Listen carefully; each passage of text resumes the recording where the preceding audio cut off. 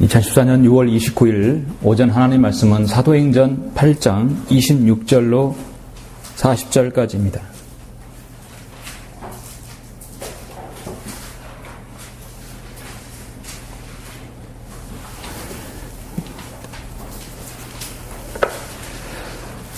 사도행전 8장 26절로 40절까지입니다.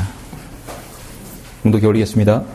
그때 주의 천사가 빌립에게 말하기를 일어나서 남쪽을 향해 예루살렘에서 가자에 이르는 길까지 가라. 그 길은 사막이라 하니 그가 일어나서 떠나니라.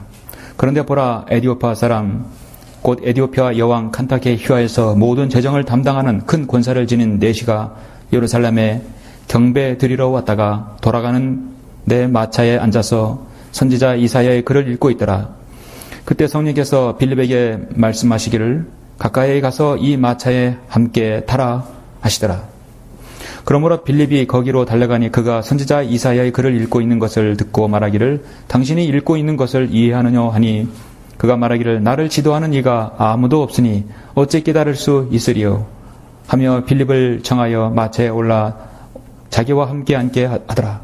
그가 읽고 있는 성경 구절은 이것이니 즉 그는 도살할 양처럼 끌려갔고 또 털 깎는 자 앞에 잠잠한 어린 양같이 그의 입을 열지 아니하더라. 그가 굴욕 중에 부당한 재판을 받았으니 누가 그의 세대를 선포하리요. 이는 그의 생명이 이 땅에서 끊어졌음이니로다. 이었더라. 그 내시가 빌립에게 대답하여 말하기를 당신께 부탁하노니 선지자의 이 말을 누구에 관한 것이뇨? 자신이뇨 아니면 다른 사람이뇨? 하니 빌립이 입을 열어 이 성경에서 시작하여 그에게 예수를 전하니라. 그래야 그들의 길을 따라가다가 물이 있는 곳에 이르자 그 내시가 말하기를 보라 여기 물이 있도다. 내가 침례를 받는데 무슨 거침이 있느냐? 라고 하니 빌립이 말하기를 만일 당신이 마음을 다하여 믿으면 합당하니라고 하니 그가 대답하여 말하기를 나는 예수 그리스도가 하나님의 아들이신 것을 믿나이다 라고 하더라. 그리고 나서 그가 마차를 세우라고 명한 다음 빌립과 내시가 둘 다 물로 내려가서 빌립이 그에게 침례를 주니라. 그들이 물속에서 올라오자 주의 영이 빌립을 데려가시니 그 내시가 그를 다시 보지 못하더라. 그러나 그는 기뻐하며 자기 길을 가더라. 그 빌립이 아소토에 나타나 가이사라에 이를 때까지 지나가면서 모든 성읍들에 전파하니라. 아멘. 예. 참으로 아름다운 광경이고 참으로 귀한 도전이 되는 말씀이죠. 오늘 이 말씀을 위해서 잠시 기도드리겠습니다. 위대하신 아버지 하나님 감사를 드립니다.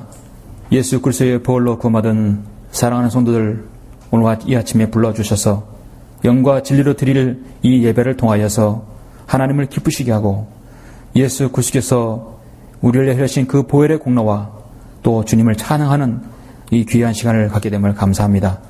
저는 하나님의 말씀을 통하여 주님께서 우리에게 위탁하여 주신 예수 그리스도의 복음을 우리가 어떻게 전파하며 우리가 복음을 전하고자 할 때 하나님께서 우리에게 어떻게 역사하시는지를 오늘 말씀을 통해 보고자 합니다.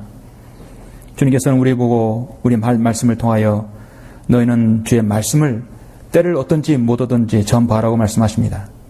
우리가 그리스도의 군사로서 마귀의 세력과 늘 싸워 승리하여 잃어본 혼들을 세상에서 구원하는 그 위대한 책무를 우리가 맡았습니다.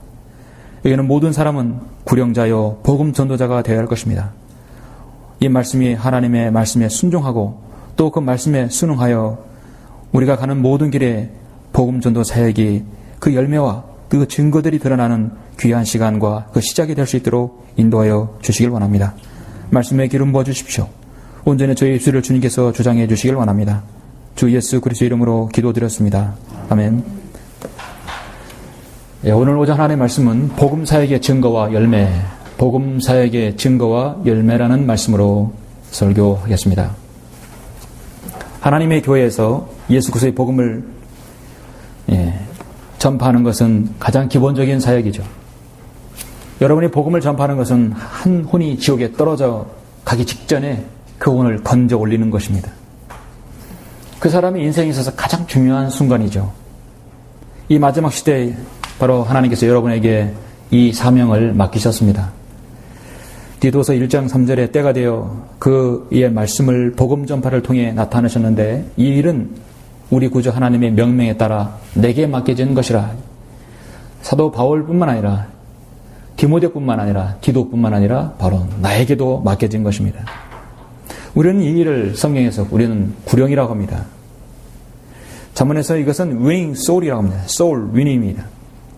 마귀와 싸워서 마귀의 수하에 있고 사탄이 그 권세 아래 있는 그 사람을 이겨서 예수 그리스도께 옮겨오는 것을 말하는 것입니다. 우리는 모든 세상에서 죄인으로 살다가 죽으면 영원히 지옥에서 멸망을 당할 수밖에 없는 그런 존재들이었습니다. 여러분이 복음을 듣지 않았더라면, 여러분이 예수님을 알지 못했다면 지금 어디에 가 있을까요? 평생 동안 병원에 누워 있을지도 모르고, 아니면 감옥에 있을지도 모르고, 아니면 정신병원에 있을지도 모르고, 아니면 어디 뒷골목에서 술병 들고 있을지도 모릅니다. 여러분 거기에 대해서 자신이 있으십니까? 우리는 장담할 수 없습니다. 지금 내가 예수 그리스도를 알기 때문에 이 자리에 있는 것이지, 여러분 예수님 아니면 여러분 지금 어디인가에서 참으로 아니면 이 세상 사람이 아니었을지도 모릅니다. 예수님을 만난 것은 여러분 일생일 때 그것이야말로 여러분은 로또를 여러분 만난 것이죠. 로또를 잡은 것입니다. 모두가 구원의 복음을 듣고 여러분 믿고 또 구원받아서 하나님의 자녀가 되어 더군다나 이 땅에 주신 하나님의 말씀, 바른 말씀인 한글 김정인 성경을 만나서 또 진리 가운데 주님을 섬길 수 있지 않습니까? 여러분은 인생에서 가장 정말 가치 있는 행복한 사람들입니다. 한 사람을 의로 돌이키는 자는, 하나님께서는 의로운 열매는 생명의 나무니 혼을 이겨오는 자는 현명하다. 바로 그 사람 현명한 사람입니다. 이 세상에서 복음을 전하는 사람만큼 현명한 사람이 어디 있습니까? 자신뿐만 아니라 다른 사람에게도 복음을 전해서 이겨온다는 것은 현명한 일이죠. 우리는 그래서 그 사람을 전도자라고, 구령자라고 합니다. 전도는 일반적으로 교회에 사람을 데리고 와서 숫자를 채우는 게 아니라 전도 자체가 바로 프리처. 구약에서는 이클리시엑스티라고 해서 이거는 복음을 전하는 사람이라고 하는 것입니다. 전도자는 복음 전도자예요. 죄인에게 구체적으로 복음을 전해서 예수 그리스도로 이겨와서 그리스도인이 되게 하는 사역입니다. 이 사역을 오늘날 이 교회에게 주셨습니다. 오늘날 이 마지막 시대에 그 사명을 교회에게 주셨음에도 불구하고 우리 주변에 있는 교회들을 한번 보십시오. 그들이 만든 전도지를 한번 보십시오. 아니, 전도지가 아니라 교회 소개지를 한번 보십시오. 저는 지난 11년 동안 사역하면서 교회 전도지를, 그들이 만든 교회 소개지를 계속 모아놨었습니다. 지금은 이제 포화 상태라 더 이상 모으지 않아요. 왜냐하면 수십 가지의 그들의 교회 소개지 타입을 다 이제 읽었습니다. 언제 그런 걸 한번 여러분 전시하면 여러분이 이 교회 실상을 볼 수 있을 것 같아요. 오늘날 교회라고 간판 붙여진 곳에서 복음을 전하는 것이나 복음을 전하지 않고 복음을 어렵게 만들고 있습니다. 왜 어렵게 만듭니까? 예수 그리스도의 복음을 듣고 믿고 구원받는 것은 간단한 것인데 거기에다 행위를 요구하기 때문인 것이죠. 하나님께서는 지상에 관한 모든 그리스도인에게 각양각색의 은사를 주셨습니다. 여러분에게는 성품이 다르고 재능도 다르고 여러분의 섬김의 어떤 여러 가지 방향도 또 섬김의 정도도 다릅니다. 천편일률적인 그런 능력과 그런 은사를 주시지 않았습니다. 자신의 십자가를 묵묵히 지고 정말 용기를 잃지 않고 불굴의 의지로 투지로 살아가는 그리스도인이 또 있습니다. 어떤 성도에게는 잘 가르칠 수 있는 능력 있는, 또 설교할 수 있는 능력을 주셨습니다. 글을 잘 쓸 수 있는 능력. 여러분의 손과 마음, 손과 발과 모든 여러분 주신 재능들을 잘 이용해서 하나님 사역에 기여할 수 있는 사람도 있습니다. 어떤 성도는 말을 참으로 이쁘게 해요. 하는 말마다 너무 이쁘게 하는 것입니다. 다른 성도를 편안하게 하고 다른 성도에게 마음을 열어주는 그런 성도가 있는 것입니다. 어떤 성도는 늘 어떤 상태에서라도 복음을 전할 수 있는, 어떤 각도에서 어떤 상황에서도 성령님의 인도로 복음을 전파할 수 있는 사람, 복음의 능력을 가진 성도. 정말 이 이름 많은 성도들 필요하지만 복음의 능력을 가진 성도도 꼭 필요한 것입니다. 세상에 가진 거 없어도, 똑똑하지 못해도, 소유가 없어도, 많이 배우지 못해도 여러분 자신에게 복음의 능력이 있는 것은 교회의 재산이고 교회의 가장 중요한 가치인 것입니다.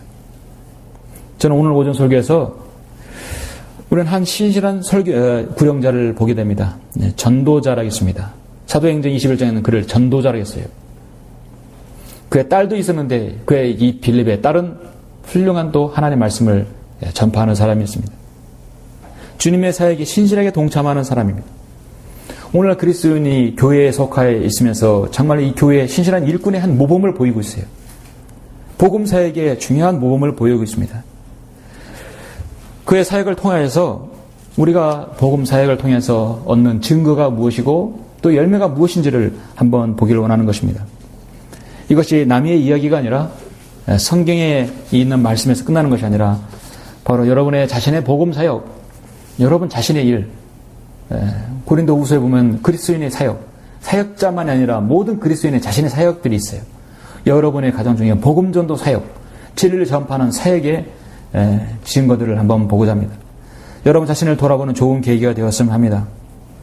본문은 제가 방금 26절부터 40절까지 여러분 봉독해 올렸습니다. 본문에 나오는 주인공은 빌립입니다. 복음 전도자이며 최초의 신약교회인 예루살렘 교회의 집사입니다. 사도행전 6장 5절에 먼저 앞서서 보면은 이렇게 말씀하고 있죠. 6장 5절에 그 말이 온 무리를 기쁘게 하니라. 그리하여 그들이 빌립과 믿음과 성령으로 충만한 사람 스테판과 빌립, 프로코로, 니카노르, 티몬, 파메나와 유대교로 개종한 안티옥 사람 니콜라오를 뽑아서 사도들 앞에 세우니 그들이 기도한 후에 그들에게 안수하더라. 그랬죠? 예. 사도행전 21장에 보면은 21장 8절에 보니까 그 다음날 바울과 일행인 우리는 출발하여 카이사라에 와서 7명 중 한 사람인 전도자 빌립이 집에 들어가 그와 함께 머물렀는데 이 사람에게는 딸이 넷이 있으니 이들은 예언하는 처녀들이었더라. 그리스도인의 예언은 무엇인지 아십니까? 앞일을 말하는 것이 일어날 일입니다. 예수 그리스도의 재림과 하나님께서 앞으로 통치하실 것들, 성경의 모든 예언들을 예언하는 것입니다. 점쟁이가 예언하는 그런 예언이 아닙니다. 하나님의 말씀을 전파하는 것입니다. 이런 전도자 빌립은 지금 네 딸이 있으면서 그는 하나님 보시 에반젤리스트라고 하는 것입니다. 어떤 사람은 빌립이 사도가 아니냐 그런 의문을 제시하지만 사실 사도보다는 집사에 가깝습니다. 집사라고 여겨지는 것입니다. 집사 7집사 중에 한 명이었어요.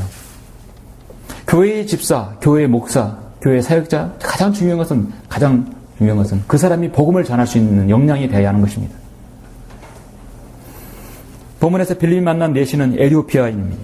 에디오피아가 히브리어로 쿠스인이에요. 쿠스. 결국은 함족이죠. 함족. 예. 에디오피아 여왕의 궁전에서 큰 권세를 가지고 있는 사람이었습니다. 이 일이 있기 전에 열해 전에 시바의 여왕이 그렇게 했던 것 같이 솔로몬에게 와가지고 헌물을 드렸어요. 그런 지금 이사야 두루마리를 읽고 있는데도 무슨 말인지를 아무도 알려주지 못했고 알지 못했습니다. 그래서 우리는 오늘 본문을 통해서 하나님께서 빌립을 만나게 하신 것, 하나님께서 지금 에디오피아 내시와 빌립 만나게 했던 것, 빌립이 에디오피아 내시를 만나게 한 것은 정말 우연의 일치가 아니었던 것입니다. 정말 하나님 섭리 가운데 있는 복음 사역의 증거인 것입니다. 사도 바울은 늘 말하죠. 복음을 부끄러워하지 말라고 했습니다. 복음은 여러분에게 자랑스러운 것입니다. 예. 여러분 자랑스럽습니까? 예. 여러분이 구원받은 것에 대해서 자랑스럽습니까? 예. 여러분 부모님, 여러분의 친구, 누가가 여러분 세상이 잘 되면 자랑스럽죠? 예. 복음이 부끄럽다는 것은 자신의 구원을 의심할 수도 있어요. 부끄러워하지 말아야 합니다. 로마서 1장 16절에서 내가 그리스도의 복음을 부끄러워하지 아니하노니 이는 이 복음이 믿는 모든 사람을 구원에 이르게 하는 하나님의 능력이 됨이라. 첫째는 유대인에게요 또한 헬라인에게로 다 했습니다. 십자가를 전파하는 것이 멸망하는 자들에게는 어리석은 것이지만 구원을 받은 우리에게는 하나님의 능력이라. 하나님의 능력은 바로 복음의 능력이. 우리 그리스도인은 복음의 능력을 가지고 있어야 되는데 가장 중요한 것은 부끄러워하지 말아야 되겠죠. 담대히. 예, 담대히. 그래서 여러분은 어디에 가도 하나님의 말씀을 자신 있게 펼 수 있는 사람이 돼요. 지하철에서든 거리에서든 어디서든 하나님의 말씀이 부끄러워지 않아요. 하나님의 말씀을 담대히 열 수 있는 사람이. 구원받지 못한 자연에는 이러한 진리를 어리석은 것으로 보고 또 그렇게 그들은 평가하고 있는 것입니다. 내가 지혜 있는 자들의 지혜를 멸하고 총명한 자들의 명철을 없애리라. 지혜 있는 자가 어디 있느냐? 학자가 어디 있느냐? 이 세상의 변론가가 어디 있느냐? 하나님께서 이 세상의 지혜를 어리석게 만든 것이 아니냐? 하나님의 지혜에 있어서는 세상이 그 지혜로 하나님을 알지 못하였기에 하나님께서 복음 전파의 어리석음으로 믿는 자들을 구원하시기를 기뻐하셨느니라. 복음 전파는 하나님께서 때로는 세상 사람은 보기에 어리석다고 여기지만 그 복음을 통해서 구원받게 하신다는 말씀입니다. 자, 이 복음 전파의 어리석음을 통해서 2000년 동안 많은 사람들이 구원을 받고 저 지옥의 나락으로 가지 않고 하늘나라로 올라갔습니다. 복음을 가진 자, 또 복음을 들은 자 모두 다 올라갔습니다. 그들의 삶이 이 땅에서 변화되었습니다. 변화된 삶을 보고 그리스도인이 바로 저것이구나. 그의 생애들을 통해서 또 그들이 예수님을 알게 되는 것입니다. 자, 복음의 능력은 나 자신뿐만 아니라 나 자신을 통하여 다른 사람에게 드러나는 것이죠. 모든 복음 전파자에게는 기도가 뭐냐면 나에게도 복음의 능력이 있게 해주십시오. 복음의 능력이 있게 해주십시오. 여러분, 필라델피아의 수많은 하나님 앞에 정말 이러한 복음 조자자들을 그들의 생애와 그들의 간증들을 볼 때 여러분 참으로 기쁘고 희열이 넘치고 여러분 부럽지 않으십니까? 정말 멋있다. 참 멋있는 생을 살았다 여러분 생각하지 않습니까? 그 탕부들이 나올 때 복음을 전했을 때 조지 히필드가 탄광 광부에 복음을 전했을 때 그들에게는 눈물이 줄을 흘러내리면 그 검게 탄광에서 나온 사람들의 얼굴에는 그 눈물 자국으로 인해서 두 줄기가 하얗게 막 눈물이 흘러내리는 것을 그렇게 광경을 묘사했던 걸 읽을 때는 어떻게 일하고 나온 사람들에게 복음을 전하는데 그들의 눈물을 흘리면서 예수 그리스도의 복음을 전했을까? 어떤 설교자는 나이트클럽에 가서 한가운데서 복음을 전하면서 그 사람들이 모두 그 자리에서 무릎 꿇고 예수님을 영접했을까? 살인자, 조직폭력, 이 세상에 그 어떤 죄인이라도 예수 그리스도 앞에 다 꼬꾸라져 넘어진 사람들이 얼마나 많습니까? 대체 무슨 능력이 있기에 그런 육신적인 사람들을 그 자리에서 무릎 꿇리게 할 수 있는 것인가? 인간의 능력으로는 도저히 할 수 없는 것이에요. 저는 여러분 저 자신이 구원받은 것 자체가 하나님의 능력이에요. 그게 바로 저는 가장 큰 기적이라고 봅니다. 주의를 보시면 담배를 끊어야지 못 끊는 사람 얼마나 많아요. 술을 끊어야지 계속 술 퍼먹는 사람이죠. 그들에게 필요한 것은 복음의 능력밖에 없습니다. 그것만이 그 사람을 끊을 수 있는 것이죠. 여러분 그거 아니고 어떻게 여러분 세상에 많은 그 죄들을 끊었겠습니까? 성경대로 믿는 지역교회의 중요한 사역 중에 하나가 바로 기본적인 사역, 복음 전도 사역입니다. 우리는 충청남도 20개 되는 지역을 해마다 계속 순회를 합니다. 혹한 겨울만 빼고 계속 순회를 합니다. 11년 동안 순회하고 있습니다. 순회하면서 충청남도 각지에 성경 믿는 사람들, 하나님 말씀을 읽고 있는 사람들이 꾸준히 늘어나고 있는 것이에요. 가장 기본이 되는 사역, 흩어지면 복음을 전하고 모이면 진리를 전파해서 성도들을 굳건하게 하고 교제하고 사랑을 나누고 힘을 얻게 하는 것이죠. 위로를 받게 하는 거예요. 나가면 흩어지면 복음을 전하고 모이면 성도들을 강건케 하고 교제하는 것이죠. 또 하나님께 경배하는 것입니다. 오늘날의 교회의 모습입니다. 교회는 복음 전도 사역을 통해서 혼들이 한 사람 모여가지고 교회가 형성됩니다. 에클레시아, 불러냄을 받은 사람들입니다. 그 사람이 양육받아서 다시 구령자로 서요. 그 사람이 또 거리 설교자로 서는 것이죠. 계속 반복적인 양육이죠. 예수 그리스도의 훌륭한 군사여 구령자는 하루아침에 설 수는 없지만 지역교회의 양육 시스템에 들어오게 되면 그렇게 되는 것입니다. 복음 사역에 있어서 가장 중요한 것은 우리 안에 증거가 있게 되죠. 열매가 있게 됩니다. 여러분의 복음 전하는 데에서 증거가 없고 열매가 없으면 힘을 잃게 돼요. 무의미 건조하게 될 수 있습니다. 오늘 저는 본문을 통해서 사도행전 8장에서 복음 전도 사역, 복음 사역에는 증거가 있다. 그리고 그 증거의 마지막에는 열매가 있다는 것입니다. 그래서 여러분이 어떤 복음 사역, 하나님 말씀에 동참할 때, 여러분 사역에 동참할 때 이런 증거와 여러분에게 열매가 있을 줄 압니다. 본문 26절에서부터 40절까지 보시면 복음사역의 증거와 열매가 네 가지로 분류할 수 있는데요. 오늘 여러분에게 말씀드립니다. 복음사역의 증거와 열매, 첫 번째는 복음사역의 증거는 죄는 늘 준비되어 있다는 것입니다. 하나님의 말씀으로 복음을 전할 준비를 갖춘 자원하는 그리스도인에게는 하나님께서 복음을 들을 죄인들을 준비시켜 주십니다. 죄인들은 늘 준비되어 있다. 26절부터 보시면 그때 주의 천사가 빌립에게 말하기를 일어나서 남쪽을 향해 예루살렘에서 가자에 이르는 길까지 가라. 그 길은 사막이라 하니. 이 앞전에 48장에서 빌립은 이미 복음을 전하죠? 예. 사울은 아직 구원받지 않았어요. 사울은 9장에서 구원받아요. 근데 사울은 8장 1절에 보면 사울은 그를 죽이는 것에 찬동하다. 누구를?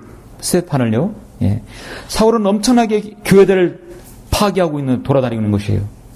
거기에 스테판도 당한 것이에요. 저 하늘나라는 스테판도 있고 하늘나라는 바울도 있겠죠. 그런데 과거에는 좋지 않은 관계였어요.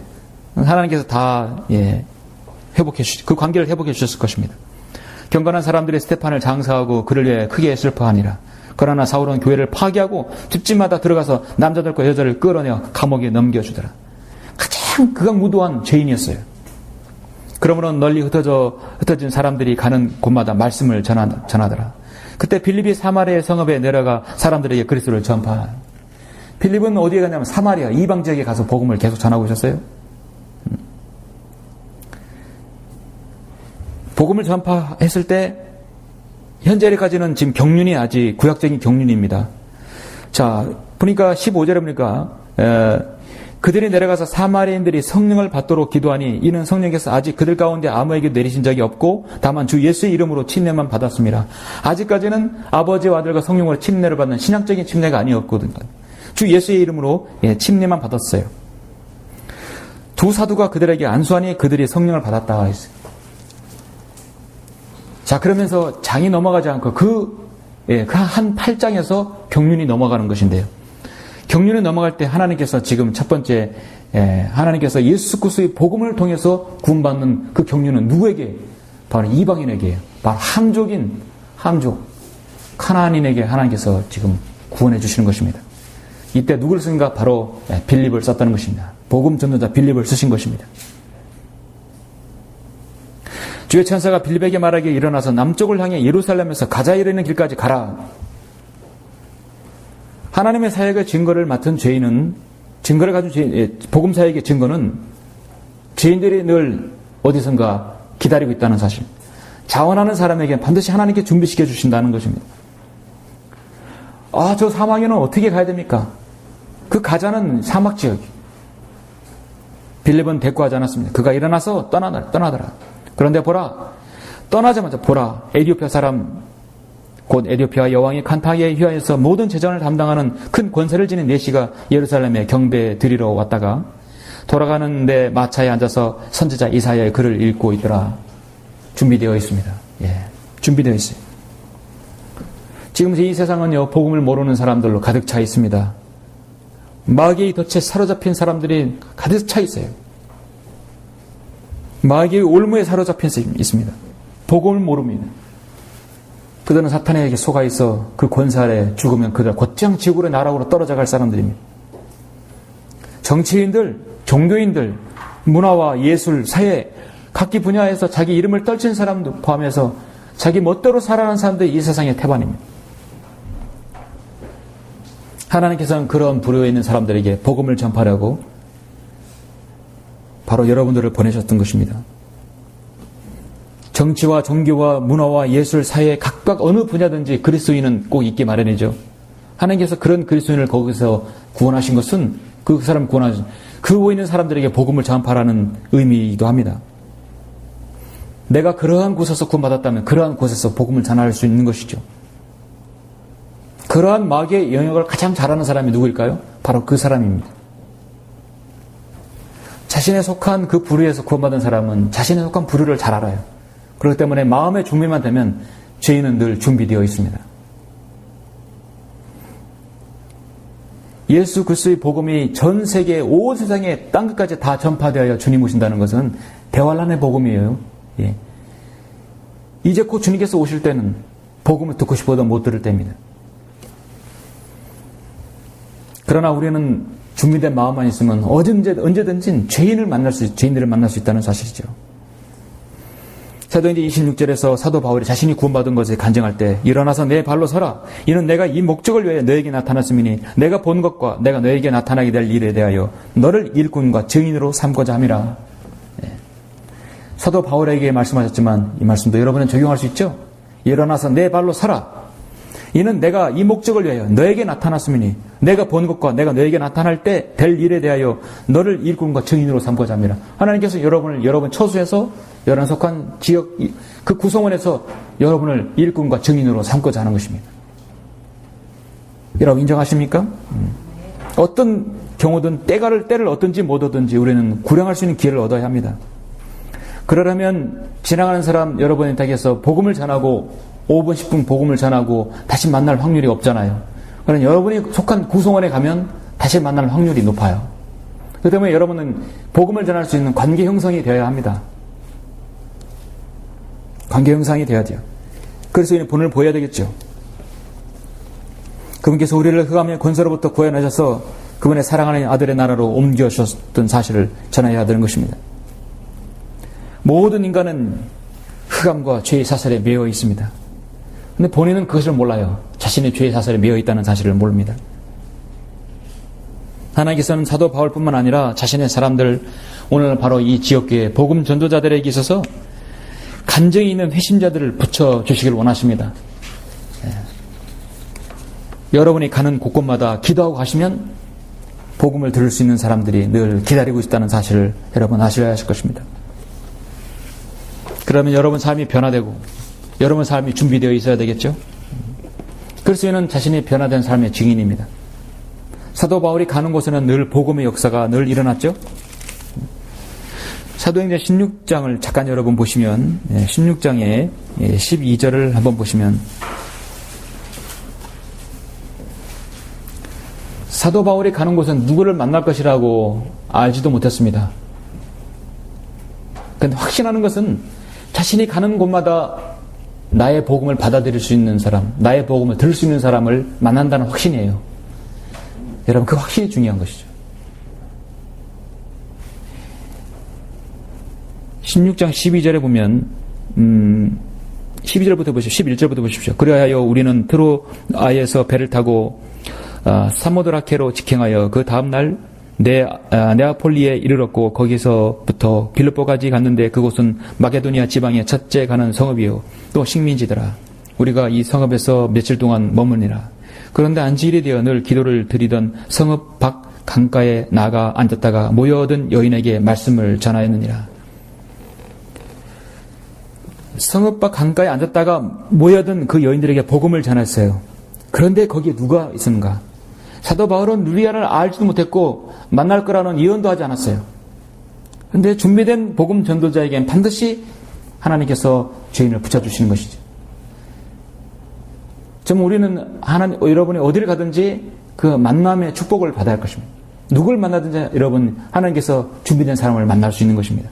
거기에 루디아라고 하는 여인이 있었는데 두아티라 성읍의 자주옥감 장사로 하나님을 경배하는 여인이었으며 우리의 말을 듣더라. 주께서 그녀의 마음을 열어 바울이 말하는 것에 주의를 기울이게 하시니라. 준비된 사람들. 하나님의 귀한 이 사회 복음전도 사역, 하나님의 이 성경대로 있는 지역교회 사역은 하나님께서 준비된 사람들 꼭 붙여주신다는 것이죠. 여러분이 없으면 어떻게 복음을 전하겠습니까? 하나님 사역의 증거예요. 여러분 자신이 증거이고 여러분이 나가면 준비하고 나가시면 자원하여 나가시면 하나님께서 준비된 사람들 붙여주십니다. 그 이후에 16절에서 복음을 전하다가 잡혔죠. 잡혀서 감옥에 들어갔어요. 바울과 실라가. 감옥에 들어가서 찬양을 하고 그랬는데 옥문이 흔들렸어요. 사슬이 풀렸어요. 성령님께서 나가라고. 나가서 복음을 전하라고. 그런데 거기서 간수를 만나지 않습니까? 간수도 바로 기다리고 있는 죄인이지 않습니까? 간수가 복음을 듣고 구원받아서 그날에 그 가족이 구원받아서 침례까지 받은 사역입니다. 얼마나 여러분 참으로 준비된 사람들입니까? 사역에 있어서 여러분 한 분 한 분은 모두 이 사역의 아름다운 열매들이고 여러분이 간증거리고 여러분이 그 자문하는 마음으로 가시면 준비된 사람들은 또 하나님께서 준비시켜 주신다. 붙여주신다는 것입니다. 복음 사역의 증거 열매는 두 번째는 무엇입니까? 두 번째 너무 중요하죠. 성령님의 인도를 받습니다. 자, 29절 30절에 보시면 그때 성령께서 빌립에게 말씀하시기를 가까이 가서 이 마차에 함께 타라. 저 예루살렘 가자에 이른 길까지 가라. 거기는 사막인데요. 묻지 않고 믿고 갔어요. 갔는데 에티오피아 내시를 만났어요. 내시에 만났는데 그럼 이 사람에게 뭘 어떻게 하시군요. 성령님께서는 가까이 가서 이 마차에 함께 타라. 그러므로 빌립이 거기로 달려가니 그가 선지자 이사야의 글을 읽고 있는 것을 듣고 말을 하기를 당신이 읽고 있는 것을 이해하느냐. 자, 마차에 함께 타라는 것은 그에게 복음을 전하라는 것이죠. 시도하라는 것이죠. 복음 사역에 있어서 가장 중요한 것은 여러분의 자원하는 마음이 죄인이 기다리고 있다는 사실, 그리고 죄인이 기다린다는 사실은 성령님께서 너를 인도하신다는 것이죠. 복음 전도는 늘 성령님의 인도를 일거수일투족을 받아야 합니다. 인도받아야 한다는 것입니다. 여러분 복음 전하러 나갔을 때 여러분의 발걸음, 여러분 운전하는 길들, 여러분 말과 행동들, 그 주변의 상황들, 심지어 여러분의 복음 사역을 반대하는 사람들의 그 격한 반응까지도 주님께 의탁하지 않으면 안 되는 것입니다. 그 어떤 것에 있어서도 우리의 육신적인 말과 행동이 나와서는 안 되는 것이죠. 여러분들이 죄의 사슬에 매여있는 그 죄인들을 만나고 찾아낸다면 정말 그 순간부터는 주님의 성령님의 인도를 받아야 할 것입니다. 이 죄인에게 내가 어떻게 얘기를 하고 이 죄인에게 어떻게 복음을 전해야 될 것인가. 죄의 사슬에서 매여있는 그를 해방시켜줄 말씀이 무엇인가를 성령님의 인도를 받아야 되는 것입니다. 성령님께서 가까이 가서 이 마차에 함께 타라 했을 때 바로 순종을 바로 탔죠. 그리고 빌립이 말하는 거지. 당신이 읽고 있는 것을 이해하느냐. 가장 기본적으로 말을 걸 수 있는 것이죠. 이 사람은 아직 구원받지 못하였고 이 글이 이사야 53장에 예수 그리스도의 죽으심과 고난에 대해서 말씀하신 것들을 읽고도 이 예언의 예언적인 의미를 몰랐던 것입니다.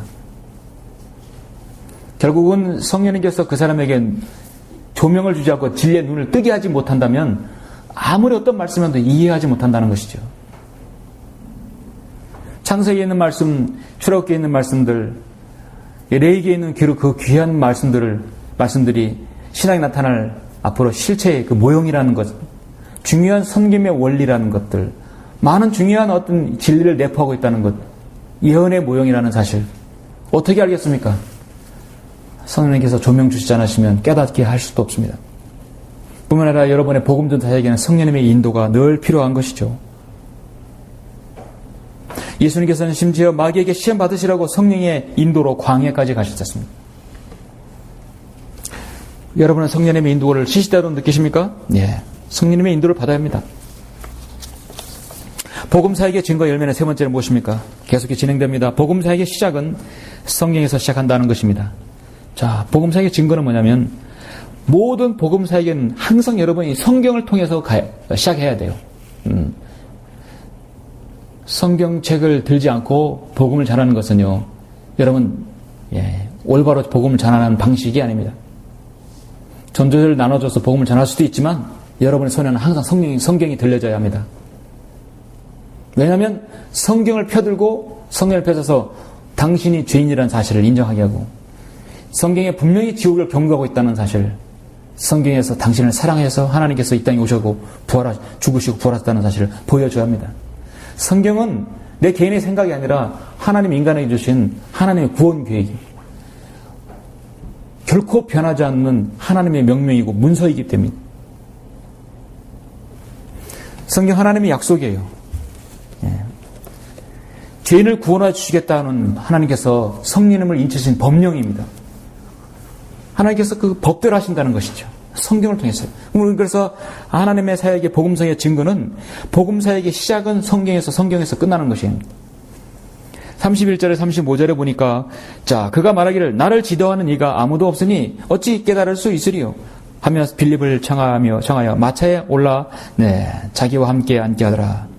그가 읽고 있는 성경 구절은 이것이니 즉 그는 도살할 양처럼 끌려갔고 또 덜 닦는 자 앞에 잠잠한 어린 양같이 그의 입을 열지 아니하더라. 그가 굴욕 중에 부당한 재판을 받았으니 누가 그의 세대를 선포하리요. 이는 그의 생명이 이 땅에서 끊어졌음이니로다. 이었더라. 그 내시가 빌립에게 대답하여 말하기를 당신께 부탁하노니 선지자의 이 말은 누구에 관한 것이뇨? 자신이뇨 아니면 다른 사람이뇨 하니 빌립이 입을 열어 이 성경에서 시작하여 그에게 예수를 전하니라.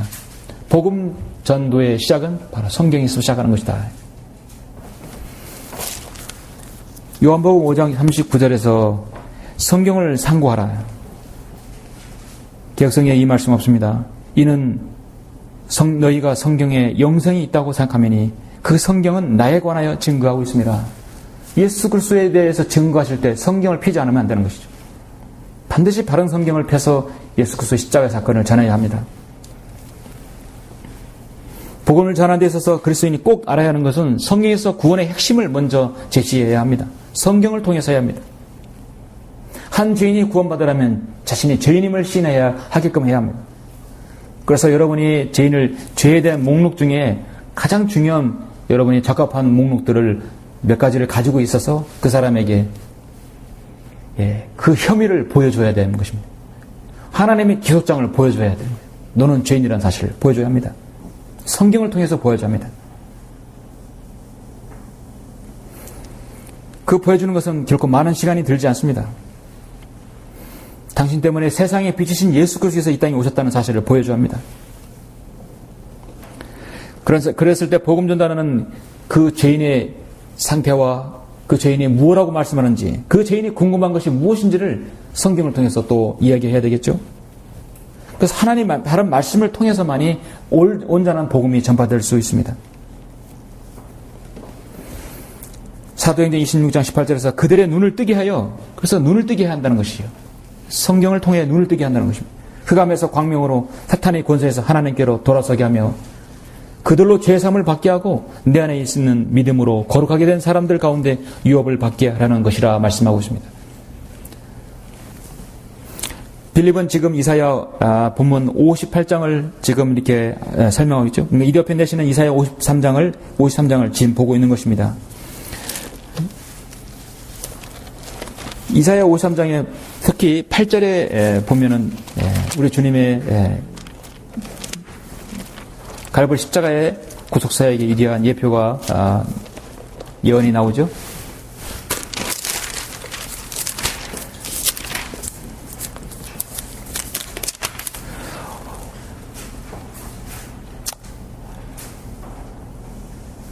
지금 이 옆에 내신 이사야 53장이 이 부분을 읽고 있는 것입니다. 실로 그가 우리의 질고를 지고 우리의 슬픔을 지었는데도 우리는 그가 형벌을 받아 하나님께 맞으며 고난 당하는 줄로 생각하여도다.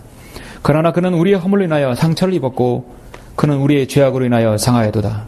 우리 화평을 위한 징계가 그에게 내려졌고 그가 맞은 채찍으로 우리가 치유되었도다. 우리는 모두 양같이 길을 잃어 각자 자기 길로 돌이켰으나 주께서는 우리 모두의 죄악을 그에게 지우셨도다. 그가 억압을 당하고 고난을 당하여도 그의 입을 열지 아니하였으니 그가 어린 양처럼 도살장으로 끌려가며 또 덜 깎는 자들 앞에 양이 말없듯이 그가 자기 입을 열지 아니하였도다. 그가 감옥과 재판에서 끌려갔으니 누가 그의 세대를 선포하리요. 이는 이가 산 자들의 땅에서 끊어졌으며 그가 내 백성이 허물로 인하여 형벌을 받았습니다. 우리는 모두 양같이 길을 각자 자기 길로 돌이켰으나 주께서는 우리 모든 죄악을 그에게 지우셨도다 했습니다. 이디오피아 내시가 이사야 이 두루마리 53장을 읽을 때는 여러분 원본이었을까요? 이디오피아 내시는 이걸 원본이 아니라 필사본을 읽었을 것입니다. 원본이라면 720년 전인 없어졌겠죠. 필사본을 읽고 있었어요. 하나님께서 섭리 가운데 인도하신 필사본과 번역본은 동일하게 하나님의 말씀의 권위를 인정하는 것입니다. 그 말씀을 통해서 한 죄인을 구원하시는 것이에요. 아직까지 신약성경의 사도 바울이 구원받지 않은 상태이기 때문에 완성되지도 않았어요. 그럼 신약성에 로마서가 있나요? 여러분 요한복음이 있나요? 요한복음도 그 후에 기록됐기 때문에 복음서가 없어요. 무엇으로 복음을 전해야 되는 것인가? 근데 하필 왜 이디오피아 내시는 이사야를 53장을 들고 있는 것인가? 다른 말씀이라면 어떻게 할 것인가? 이사야 53장을 읽고 있다는 것은 정말 하나님 섭리죠. 과연 이것이 누구에 관한 것이뇨? 나에 관한 것이뇨? 아니면 누구에 관한 것이뇨? 당신에게 내가 부탁한다 했어요. 하나님의 말씀을 전달할 수 있는 건 가장 중요한 것은 이사야 53장은 바로 예수 그리스도의 구속 사역을 이루신 BC 720년 전에 720년에 이사야를 통해서 기록한 말씀이죠. 빌립은 입을 열어서 이 말씀은요.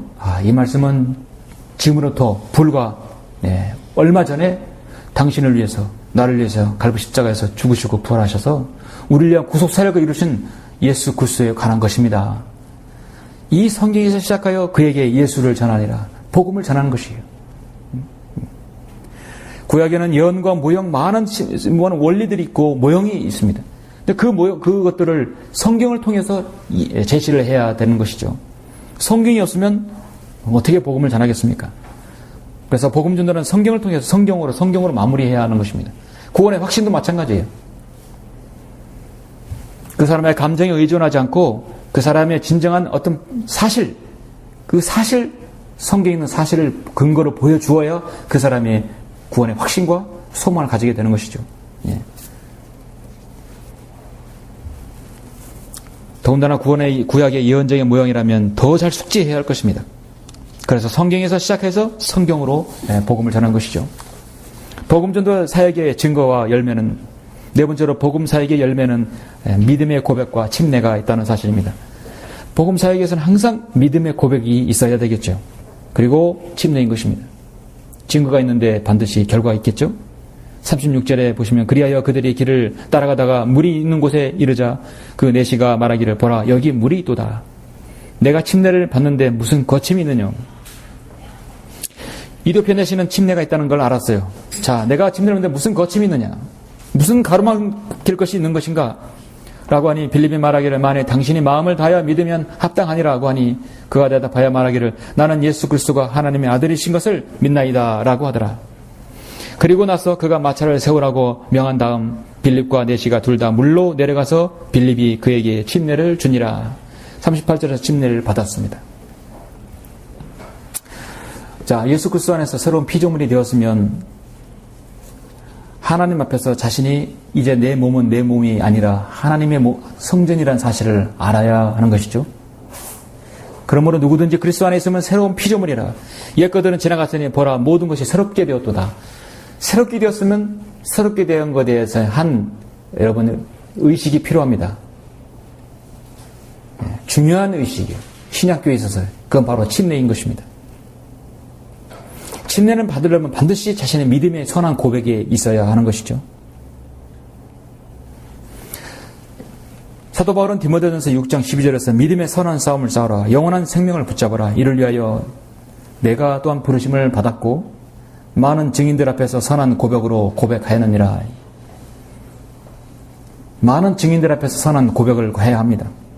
만물을 다스리시는 하나님 앞에서와 폰디오 빌라도 앞에서 선한 고백으로 증거했다고 고백하고 있습니다. 여러분이 한 죄인이 구원받았으면 그 죄인이 다시 세상으로 돌아가지 않게끔 어떻게든 사실 인도해야 되겠죠. 사실 구원받았으면 구원받은 것에 대해서 증거가 있어야 할 것입니다.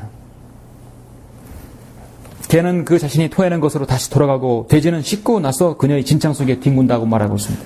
베드로후서 2장 2절에서 말씀하고 있어요. 죄인이 거듭났으면 어떻게든 세상으로 돌아가지 않고 하나님의 말씀을 여러분 들을 수 있는 기회를 계속해서 만들어야 합니다. 찬양을 들려주고 말씀을 들려주고 계속해서 죄는 이 세상의 죄는 끝없이 계속해서 생겨나고 있고 이 세상은 곧 가라앉는 배와 같이 없어질 것이라고 주지하면서 말씀을 들을 수 있는 기회를 주어야 합니다. 그리고 나도 내가 선한 고백으로 내가 구원받았다고 하는 간증이 있어야 하는 것입니다. 내가 주님을 만나서 구원받고 내 삶이 변하고 나의 변함으로 인해서 사람들에게 간증을 드리는 그런 성도가 되게 하는 것, 여러분 중요하죠? 주님을 따르는 것은 바로 그것이죠. 내가 구원받은 다음에 즉시 순종해야 하는 것은 오늘 말씀을 보면 바로 첫째 순종은 침례이라는 것이죠. 헌신한 다음에 침례받는 게 아니라 침례받은 다음에 그 다음부터 헌신의 길을 주님의 섬김의 길을 들어가는 것입니다. 신학교의 중요한 두 가지 의식은 주의 만찬과 침례이죠. 주의 만찬은 모든 지역교회에 향합니다. 가급적 침례도 지역교회 여건이 되면 실행해야 되는 것이죠. 베드로서 3장 21절에서 물은 예수 그리스도의 부활하심으로 인하여 이제 우리를 구원한 무용이니 곧 침례라. 이것은 육체의 더러움을 제거하는 것이 아니라 하나님을 향한 선한 양심의 응답이라. 사도행전 2장 38절에서 침례를 받으니까 성령을 받았어요. 그건 신학 경륜이 아니었습니다. 침례를 받은 다음에 성령 만난 게 아니라 성령님께서 안에 내주하시기 때문에 침례를 받는 것이에요. 구원받았기 때문에 침례 받는 것입니다. 침례는 한 의식에 불과한 것입니다. 마태복음 28장에서 우리 주님께서 명령하신 것이 내가 너에게 명령한 모든 것을 가르쳐 지키게 하라. 바로 내가 세상 끝까지 너희와 항상 함께 있으리라. 너희는 가서 모든 민족들을 가르치고 아버지와 아들과 성령의 이름으로 침례를 주라 하였어요. 주님의 명령입니다. 빌립은 지금 예수님의 죽으심과 부활을 전했을 것입니다. 그리고 그 사실을 마음에 믿고 받아들였을 것이에요. 그리고 이제 물이 있기 때문에 내 침례를 받는 것은 당연하지 않는 것인가. 이디오피아의 내시는 상당히 참으로 하나님의 귀한 준비된 사람이었고 앞으로 그 뒤에 이디오피아에게 복음을 증거할 수 있는 중요한 시였고 문이었던 것입니다. 그 내시는 성경대로 자신의 죄를 인하여 주님께서 죽으시고 장사됐다가 성경대로 셋째 날에 부활하신 사실을 그 사실을 믿고 예수님을 구주로 받아들였던 것입니다. 그래서 신약의 가장 아름다운 고백이 나온 것이죠. 만일 당신이 마음을 다하여 믿으면 합당하니라. 나는 예수 그리스도가 하나님의 아들이신 것을 믿나이다. 모든 개혁성경, 모든 변경된 성경은 사도행전 8장 47절이 통째로 삭제되어 있습니다. 나는 예수 그리스도가 하나님의 아들이신 것을 믿나이다. 여러분 정확하게 믿음의 고백이 나와 있죠. 빌립보 간수도 이 고백을 하고 구원받아서 침례받았던 것입니다. 사도행전 8장에서는 주의 천사가 나오고 주 예수 그리스도가 나오고 성령님이 나오고 아버지 하나님이 나오고 삼위일체가 다 나오죠. 구원받았으면 자신의 믿음의 간증이 있고 그 다음에 침례를 받아야 합니다.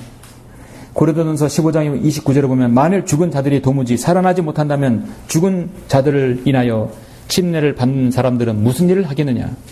어찌하여 그들이 죽은 자들을 인하여 침례를 받겠느냐? 말씀하고 있습니다. 성경에서 가장 난해한 구절 중에 하나는 구절입니다. 어려운 말이 없지만 잘 이해해야 할 말씀입니다.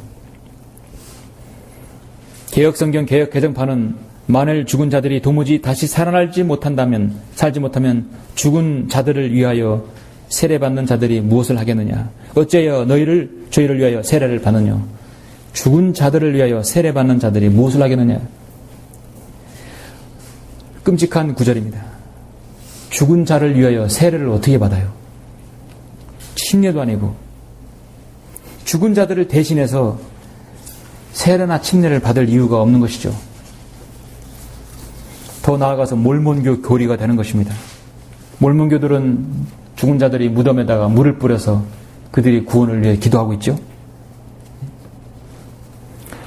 이 말씀은 죽은 자들은 육체적으로 죽은 자들을 말하는 것입니다. 도무지 살아나지 못한다면, 부활하지 못한다면 죽은 자들을 인하여, 이 말은 예수 그리스도와 함께 죽었고 그분과 함께 장사되어 그리스도의 몸 안으로 침례받은 우리 그리스도인입니다.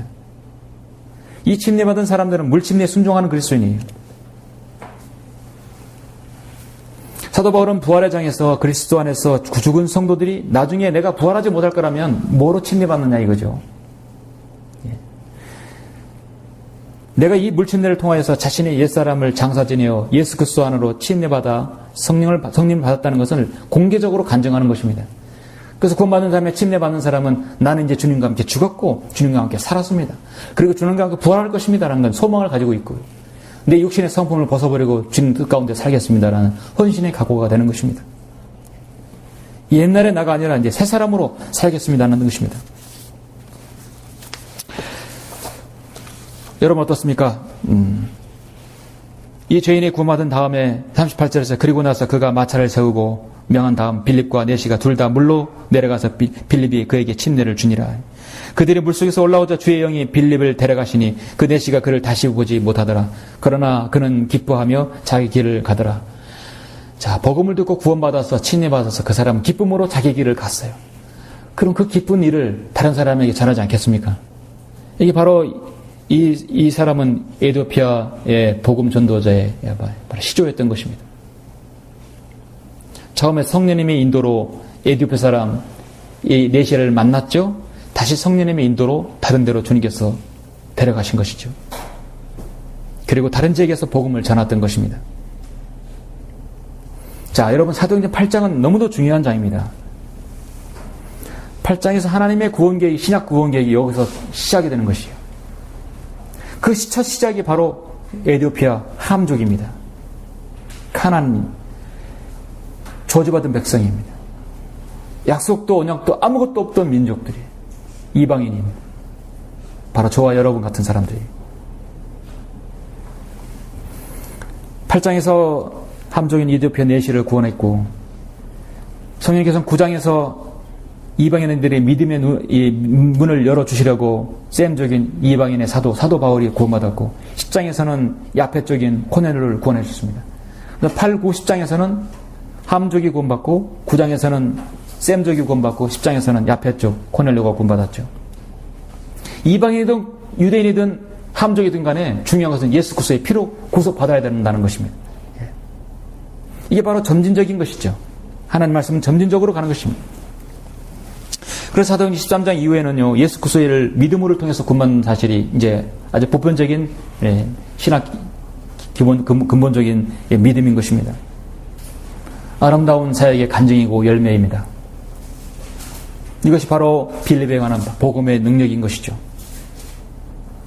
여러분과 여러분 모두 다 비참하고 남루하고 초라한 인생들이었습니다. 하나님의 은혜에 전혀 미치지 못한 사람들이었습니다. 여러분이 예수 그리스도를 알고 예수님을 구주로 영접했을 때 비로소 여러분 하나님의 계획하에 하나님의 뜻 가운데 사는 생애들을 보내고 있습니다. 거기에 바른 말씀이 한국팀 선생을 알았죠? 그럼 여러분에게는 사실 우리는 정말 감사밖에 나오지 않아야 할 것입니다. 불평과 불만 어떤 것도 여러분에게는 입 밖에라도 생각조차도 하지 말아야 할 것입니다. 감사밖에 없어요. 현재 있어서는 감사밖에 없습니다.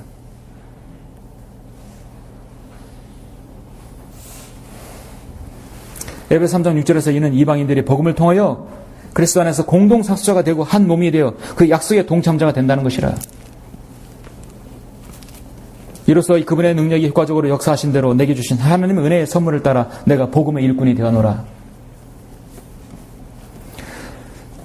여러분이 진정으로 복음을 받고 구원받았고 그리스도인이 되었고 성령 넘는 그리스도인이 되었다면 어떤 형태로든 내가 속한 구성원에서 또 하나님 주신 여러분의 지역 안에서 복음을 전하라고 애를 써야 할 것입니다. 그것은 제가 전하라는 게 아니라 하나님 말씀의 명령입니다. 그리고 문명 이전에 여러분의 은혜예요. 마귀는 오늘날 위대한 하나님의 구원계획이 실현된 복음을 무가치하고 무기력하게 만들어버립니다. 세상에는 하나님이라는 얘기를 정말 증오하고 아주 히스테리 반응을 일으키는 것이죠. 최근에 한 국무총리 후보자가 그가 어떤 교회에서 강연한 것이 문제가 되어서 핵심이 되어서 결국 낙마하고 중도 사퇴해버렸죠. 이 세상에 어떤 민족이든 그 민족이 세워지고 패망하고 그런 것은 제국의 흥망성쇠는 하나님께서 관장하시는 거예요. 하나님께서 관장하시면 그 나라를 망하게 하고 바빌론, 메데, 페르시아, 그리스, 로마 다 그렇게 됐어요. 이 민족도 세워진 건 하나님의 은혜입니다. 핍박을 받게 되고 고생하는 것도 다 하나님께서 뜻하신 바가 있으신 것이요. 이 민족에게 바른 말씀이 온 것은 그럼 하나님의 은혜 아닙니까? 모두 하나님의 관장하심이 있는 거예요. 예. 근데 이런 일이 세상에서 총리가 되고 세상의 장관이 될 사람들이 이런 일이 한 교회에서 강연한 것이 딱 알려지게 되면 세상 사람들은 어떤 반응이 나옵니까? 아, 그럼 저 사람의 개인의 종교의 성향이고 개인의 믿음일 것이라고 그렇게 하면 끝나지 않아요. 이 세상에서 하나님이라면 이 사람 입에서 나왔다는 얘기는 그 용납이 안 되는 것입니다. 싫어하는 것이.